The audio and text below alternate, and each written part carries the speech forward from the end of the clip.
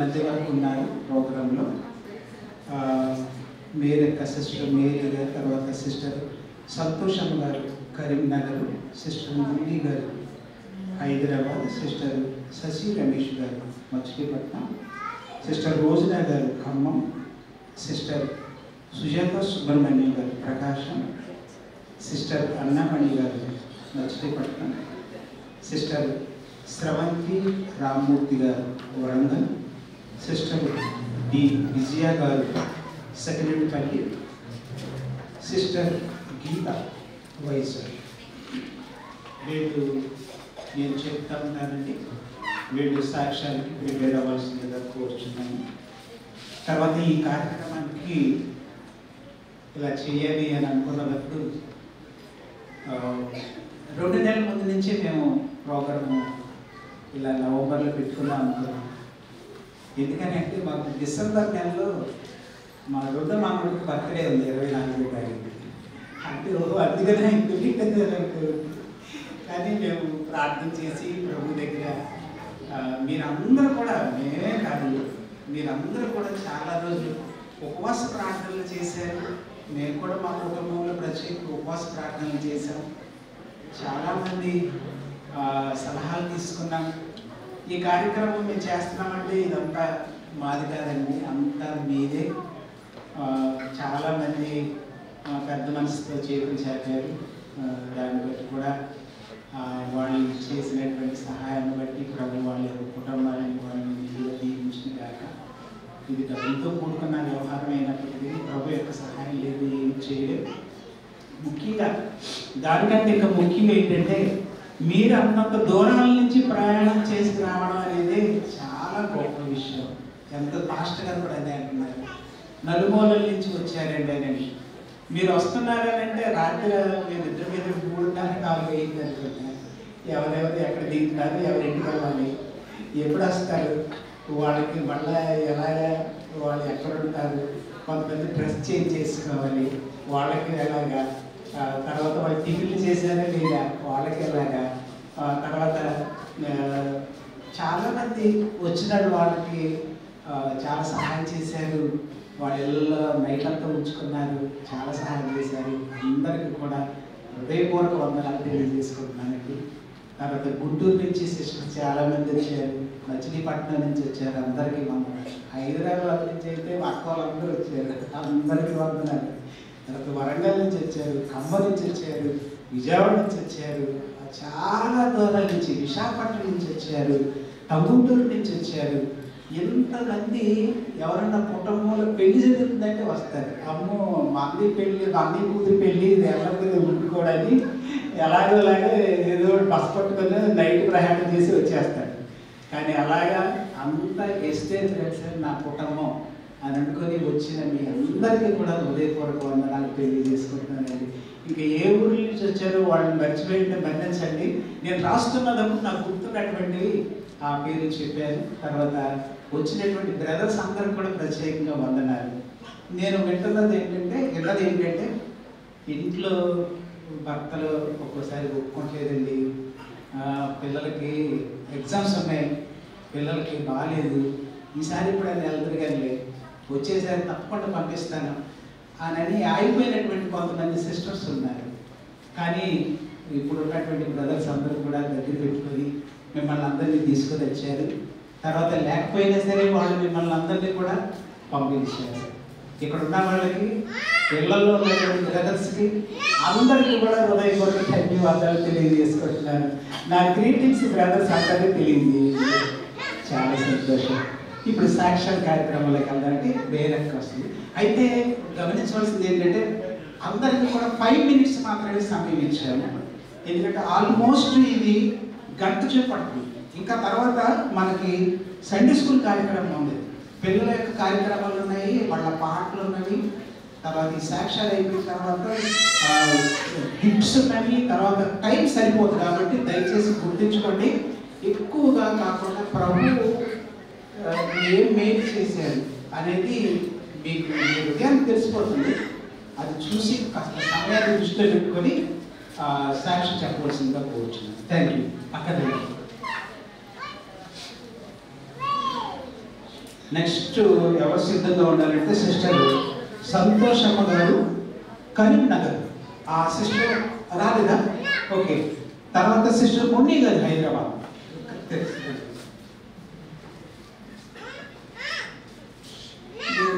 మహిమ కలుగునిగాకండి.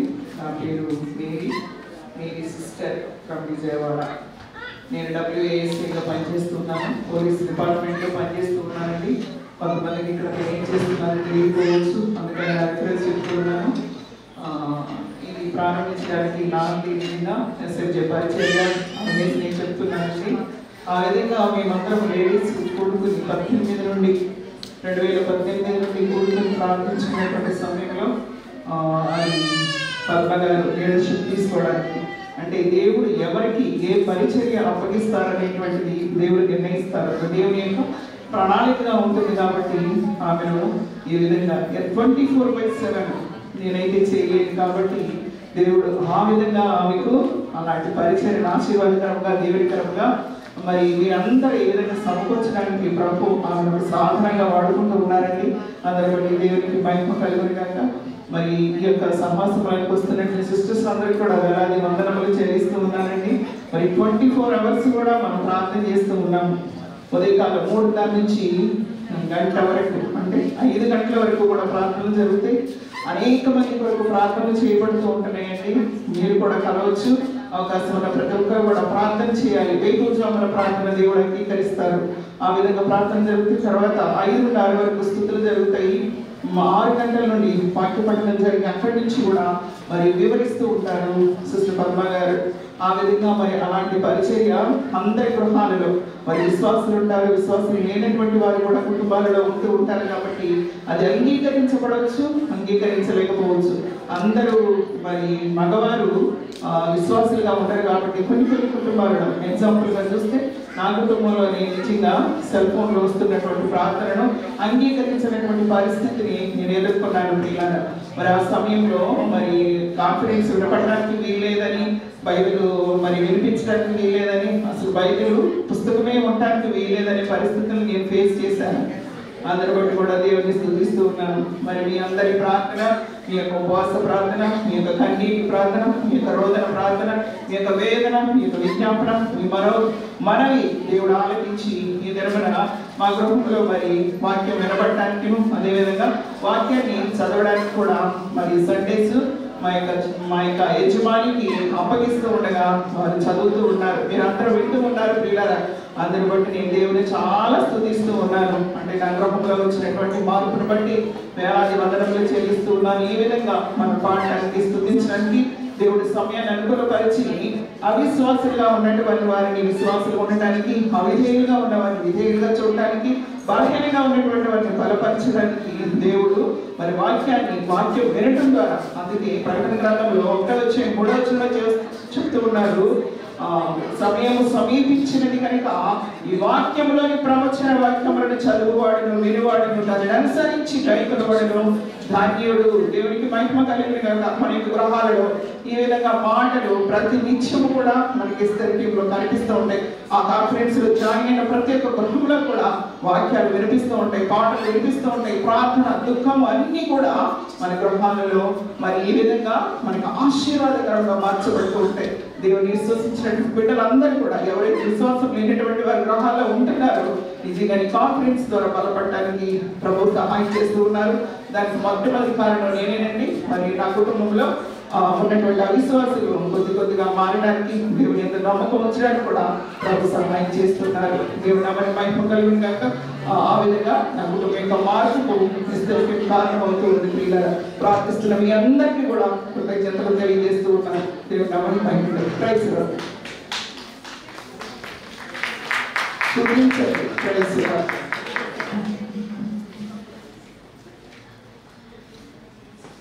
అమ్మ నిండాలి మా ముందు సిస్టర్ గారు.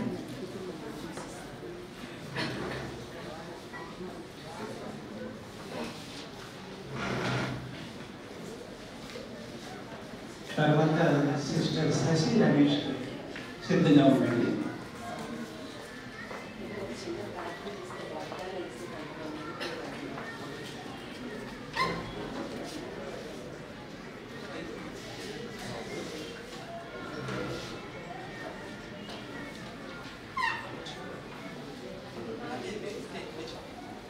దేవుని నామానికి మహిమ కలుగును గాక. మీ అందరికీ నాకు నా ప్రేమపూర్వక హృదయపూర్వక వందనాలండి. మన ఎస్టర్ ప్రేసల్ ఫ్రీ కాన్ఫరెన్స్ కాల్ యాప్లో మునీషేక్ హైదరాబాద్ అని వస్తుంది కదా, అది నేనే. మీ అందరినీ ఈ విధంగా చూడడం చాలా సంతోషంగా ఉంది. మరి నేను ఈ ఫ్రీ కాన్ఫరెన్స్ కాల్ యాప్లో రావడానికి నా ఫ్రెండ్ నాకు పరిచయం చేసింది, అవుని అని. తను ఇలాగ మార్నింగ్ టైము ఒక పద్మావతి ప్రేయర్ కండక్ట్ చేస్తున్నారు, కలుస్తావా అని అడిగింది. 2019 మే నెలలో, 2019 నుంచి ఇప్పటి వరకు మరి దేవుడు నన్ను ఈ కాన్ఫరెన్స్గా నడిపించారు. అప్పుడు నేను చెప్పా, ఏ టైం అంటే మార్నింగ్ టైం అంటే లంచ్ బాక్సులు కట్టాలి, టిఫిన్లు చేయాలి, పిల్లల్ని రెడీ చేయాలి. అమ్మో నా వల్ల కాదే, నేను జాయిన్ అవ్వను అంటే, లేదు నువ్వు నీ పనులు చేసుకుంటూనే ప్రేయర్ చేసుకుంటూ ఉండొచ్చు, మధ్యలో ఒక్కసారి నేను పిలిచినప్పుడు ప్రార్థన చేస్తే చాలు, వింటూ ఉంటే చాలు అని చెప్పాను. ఇదేదో బాగానే ఉంది కదా అని సరే నేను అప్పటి నుంచి స్టార్ట్ అయ్యానండి. 2019 అప్పటికి ఎస్ఆర్ ప్రైసెల్ అని దీనికి పేరు లేదు, మామూలుగా కొద్ది మంది మాత్రమే ఉండి ప్రార్థన చేస్తూ ఉండేవాళ్ళం. ఆ విధంగా మరి ఒక పక్క వంట పనులు చేసుకుంటూ ఒక పక్క దేవుని వాక్యం. నెహెమ్యా ఏం చేశాడు, ఒక చేతితో కటకం పట్టుకున్నాడు, ఒక చేతితో గోడలు కట్టడానికి. అలాగే ఎస్ఆర్ ప్రైసెల్లో ఉన్నటువంటి సిస్టర్స్ అందరూ కూడా ఏం చేస్తున్నారు, ఒక పక్క ఒక గరిటెలు పట్టుకొని వంట చేస్తుంటే ఇంకొక పక్క బైబిల్ వాక్యాన్ని పట్టుకొని బైబిల్లో మాటలు వాళ్ళతో ఏం మాట్లాడుతున్నారో అన్న విషయాల గురించి వాళ్ళ జీవితాల్లో నుండి సాక్ష్యాలు చెప్తున్నప్పుడు మేము కూడా ప్లస్ అవుతున్నామండి. ఈ ఎస్ఆర్ ప్రైసెల్ ద్వారా నేనైతే శారీరకంగా, మానసికంగా, ఆత్మీయంగా ఈ 3 విషయాల్లో నేను బ్లెస్ అయ్యానని చెప్పచ్చు. మెటీరియలిస్టిక్గా బ్లెస్ అయ్యాను, అది బ్లెస్సింగా అంటే దానికన్నా ముఖ్యమైనది ఏంటి అంటే మనం స్పిరిచువల్గా బ్లెస్ అవ్వాలి. మన స్పిరిచువల్గా బ్లెస్ అయితే కనుక మనకు కావాల్సినటువంటి ప్రతిదీ కూడా ఏంటంట ఆశీర్వాదాలు మన కాళ్ళ దగ్గరికి వచ్చి పడిపోతూ ఉంటాయి. మనము ఆయన వాక్యాన్ని కనుక అంగీకరిస్తూ వెళుతూ ఉంటే దేవుడు మనకి మేలు చేస్తారు. ఇదే నేను వాక్యాన్ని పట్టుకోవడం, వాక్యానుసారంగా ఎక్కడ సరి చేసుకోవడం. ఆంటీ చెప్తున్నప్పుడు చాలా మంది సిస్టర్స్ ఆ వాక్యంలో వాళ్ళ జీవితాల నుంచి సాక్ష్యాలు చెప్తున్నప్పుడు ఓకే ఈ సిచ్యువేషన్లో ఈ విధంగా ప్రవర్తించాలన్నమాట అని మా కుటుంబాలను మేము కట్టుకోవడానికి దేవుడు మాకు కృపను అనుగ్రహించారు. అన్ని విషయాల్లో ఆత్మీయంగా, శారీరకంగా ఏదైనా బలహీనత ఉంది అంటే మేమున్నాం. ఇంట్లో వాళ్ళు తల్లి తన బిడ్డల కొరకు ఏ విధంగా హృదయపూర్వకంగా ప్రార్థన చేస్తుందో మా సిస్టర్స్ అందరూ కూడా ఒకరికొరకొకరు. మేమెవరము ఫస్ట్ ఫేస్బుక్ చూసుకోవాలి. ఫస్ట్ ఇది 3rd యానివర్సరీ కదా, ఫస్ట్ యానివర్సరీలో కొంతమందిని చూసాం. అలాగా మాటల ద్వారానే మా ఫేసులు చూస్తున్నాం. ఇప్పుడే ఈ విధంగా కలిసినప్పుడే ఒకళ్ళనొకళ్ళం ఫేసులుగా చూసుకోవడం జరుగుతుంది. అలా చెప్తున్నప్పుడు శారీరకంగా ఏదైనా బలహీనత వచ్చినప్పుడు ప్రార్థన చేసినప్పుడు మా కుటుంబంలో ఎన్నో స్వస్థతలు మేము చూసాము. మానసికంగా కష్టాలు, శ్రమలు వీటిలో వెళుతున్నప్పుడు ఒక్కొక్కసారి కృంగిపోతూ ఉంటున్నప్పుడు దేవుని వాక్యం మమ్మల్ని ఆదరిస్తూ ఉంటుంది. ఆదరించేది ఓకే దేవుడు ఉన్నారు కదా, ఈ సమస్యలో కూడా దేవుడు నడిపిస్తారు అని చెప్పి నేను మానసికంగా కూడా ఆశీర్వదింపబడ్డాను, ఆత్మీయంగా కూడా. మరి వాక్యం చెప్పడానికి ఇది ఒక ప్లాట్ఫామ్గా మాకు ఉపయోగపడింది. మరి మా సిస్టర్స్ అందరినీ లేచి ఎవరైనా వాక్యం చెప్తారా అంటే చెప్పడానికి సిద్ధంగా ఉంటారు. ప్రిపేర్ అవ్వాల్సిన అవసరం లేకుండా ఆంటీ మమ్మల్ని ప్రిపేర్ చేస్తున్నారు. ఆ విధంగా మేము మరి ఇది 3వ బైబిల్ని కంప్లీట్ చేసుకోవడానికి దేవుడు మాకు కృపనిచ్చారు. అంతేకాకుండా మరి పద్మావతి తన యొక్క అమూల్యమైన సమయాన్ని మా కోసం వెచ్చించి వాక్యం వర్స్ బై వర్స్ ఎవరు చెప్పరు కానీ ఇంతిదిగా ఆంటీ మాకు ఎక్స్ప్లెయిన్ చేస్తున్నారు. మరి ఆంటీకి సహకరిస్తున్నటువంటి జాన్సన్ అంకుల్ని బట్టి దేవునికి మహిమ చెల్లిస్తున్నారు. మరి ఇంట్లో వాళ్ళు చాలా మంది ఏమంటారంటే ఎప్పుడు ఇదేనా, ప్రార్థనలేనా అంటూ ఉంటారు చాలా మంది కుటుంబాల్లో. కానీ అంకుల్ ఎప్పుడు మరి ఆంటీని నిరుత్సాహపరచాల. ఒకవేళ నిరుత్సాహపరిచిండుంటే ఈరోజు మనమందరం ఇంత ఇదిగా ఈరోజు ఇక్కడ నిలబడి ఉండేవాళ్ళని కాదేమో అనిపిస్తుంది. అంటే అంతగా అంకుల్ పద్మావతిని ఎంకరేజ్ చేశారు. అంతేకాదు శామ్యూల్ సందీప్ కూడా దేవుని నామంలో వందనాలు చెల్లిస్తున్నా. మరి తను కూడా తన తల్లికి ఎంతో సహకారిగా ఉన్నాడు. మరి ఆంటీ చెప్తూ ఉంటారు, వాకింగ్ చెప్తున్నప్పుడు మమ్మీ అని మాట్లాడిపోతుంటే వాకింగ్ చెప్తున్నాను, తను చెప్పాలనుకున్నది కూడా చెప్పకుండా కాలేజ్కి వెళ్ళిపోయేవాడంట. ఆ విధంగా తను కూడా తన తల్లికి సహకరించారు. అలాగే సంకీర్తు ప్రియాంకలు కూడా దేవుని పరిచయంలో చాలా చాలా అద్భుతంగా మాకు హెల్ప్ చేస్తూ అనేకమైన నూతన ఆలోచనలతో మాకు ఇస్తూ మమ్మల్ని నడిపించారు. ఇప్పటి వరకు కూడా మేము అన్ని విషయాల్లో వర్ధిల్లుతున్నాం. మొదట ఆత్మీయంగా వర్ధిల్లితే, ప్రియుడా నీ ఆత్మ వర్ధిల్చున్న ప్రకారం అన్ని విషయాల్లో నువ్వు సౌఖ్యముగా వర్ధిల్లాలి. అంటే ఫస్ట్ మన ఆత్మ దేవుని వాక్యంతో వర్ధిల్చున్నప్పుడు మనకు కావాల్సిన ఇస్తారని చెప్పిన రీతిగా నేను కూడా ఆత్మీయంగా నేను ఈ ఎస్కే ప్రేయర్స్ ద్వారా చాలా అభివృద్ధి చెందాను. అలాగే నాకు కావాల్సిన ప్రతి అవసరతను కూడా నేను అడగకుండానే దేవుడు నాకు సమస్తము అనుగ్రహించారు. దేవుడి మాటలను బట్టి దేవుడి నామానికే మహిమ చెల్లిస్తున్నాను. Thank you. Thank you sister. అమ్మదేవి ప్రభువునందు మా ప్రయాసం వ్యర్థం కాలేదు. ఈ సాక్ష్యాన్ని బట్టి మాకు తెలిసింది. నిజంగా నా భార్య అని చెప్పడం కాదు, కానీ మీ అందరికీ తెలుసు తెల్లవారి 3:30-4 లేస్తుంది. ఎప్పుడు నిద్రపోతుందో తెలియదు. వాక్యం చెప్తూనే పిల్లలకి అన్నం తినిపిస్తూ ఉంటుంది. అమ్మో ఎలా చెప్తుంటే అని నాకు ఒక్కోసారి చాలా ఆశ్చర్యం వేస్తుంది. నిజంగా అది ఒక ప్రభు గిఫ్టేనండి. దేవుని యొక్క గిఫ్ట్ లేకుండా అది చెప్పడం చాలా కష్టం, చెప్పలేదు. నాకు కూడా చాలాసార్లు గమనిస్తూ ఉంటారు, ఇది సాధ్యమా అని. నేను నా కోడలు పద్మ కూర్చొని ప్రార్థన చేసుకున్నప్పుడు ఈ సంవత్సరానికి ఏం టైటిల్ పెట్టాలి ఎలాగా అని అనుకుంటే, మీలో ఒంటరైన వాడు 1000 మంది అయ్యను, ఎన్నిక లేని వాడు బలమైన జనమగును అని నేను అనగానే వాళ్ళిద్దరు కూడా అవునవును ఇదే కదా. అప్పుడు మీరు అందరినీ చూసినప్పుడు అనిపిస్తుంది నేను ఒంటరి కావాలి.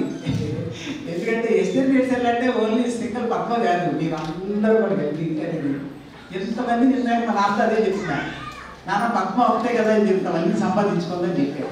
అవును బాబు, నాకు చాలా ఆశ్చర్యంగా ఉంది అంటున్నారు మా నాన్నగారు. నిజంగా దేవుడు పద్మకి ఆ విధమైనటువంటి కృపను అనుగ్రహించారు కాబట్టి నాకు చెప్పగలుగుతుంది. కానీ మామూలుగా అయితే చాలా కష్టం. అంటే 1 నెల చెప్తారు, 2 నెలలు చెప్తారు, 3 నెలలు చెప్తారు, సంవత్సరాల తరబడి అదే కంటిన్యూషన్లో చెప్పడం అంటే కొంతమంది నేను వాకింగ్ చెప్తున్నప్పుడు వింటా, అమ్మ మాట్లాడండి అమ్మా